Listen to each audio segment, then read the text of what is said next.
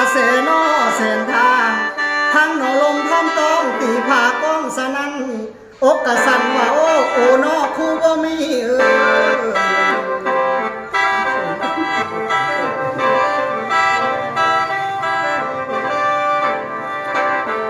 มื้อนี้พาสว่างแจ้งจังมาด้วยว่าเพชรกันเนาะสวรรค์เมืองลาวบ่ว่าผิดใส่ความสัมพันธ์คอยบ่ลืมน้อยใด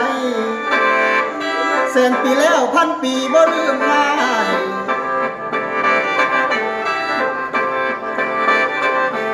คำเอ้ยมือนี้เป็นมือวิ่งมือเมืองมหาไซเป็นขวัญใจสาวลาวแต่เดิมโนดากีมามือนี้ขอภาคพระไม่มิดในทอนท่านเอ๋ยให้เกทันพนังติดหมื่นปีบ่ลืมใด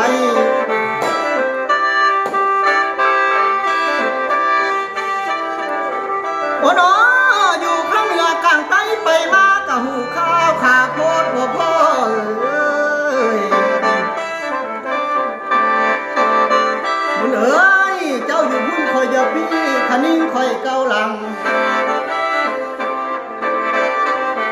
มื้อนี้บ่าวหมอลำยังมีหน้าบนเวทีประกอบส่วนงานวันเอ้ย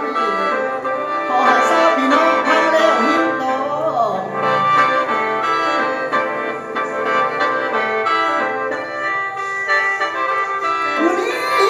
เสียงลั่นเสียงเครื่องดอกนาหากว่าเป็นหม้อของต้นกระดาษทางคู่สู่คนเลยบอกว่ายังสบายดีกันหมดคู่สู่เมืองนอนอ่างเท้าโอ้แขกกันไก่ไทยกันนาอันมายืดยันยาม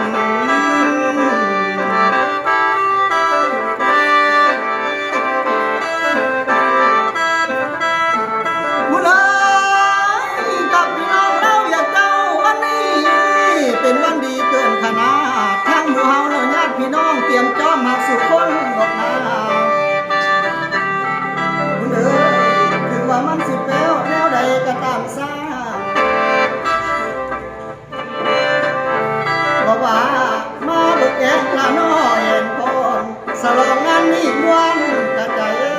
สมัยลาวเจริญดอกนา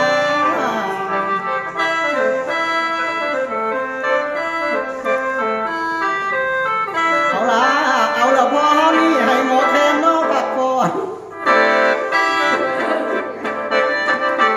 มื้อเอ้ยทางแดงไก่แดงแห่งฮ้อนดอนคันแห่งลายในเวลาก่อนท้ายหมอลำเจ้าอวยพรมาสั่งสม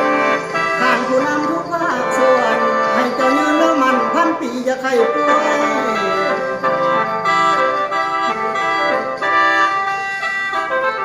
โอ้เอ้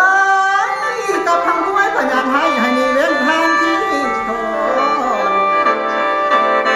อันนี้สองประเทศเจ้ากระสดซื่นทั้งพี่น้องเด็กได้สบายบ้างอยู่เย็นเห็นกันแล้วบ่ให้จากนอกกันโอ้เอ้ยให้หักกันเสร็จปีมื่อปีบ่ให้ลืมน้าไรใดบ่าหมอลำเจ้าไว้ทำก่อนไว้นี่ก่อนขออวยพรผ่านผู้นำทั้งสองประเทศให้เจ้าสุขอยู่สานสินสร้อยซึ่งสำราญเด้อโอ้ละน้อ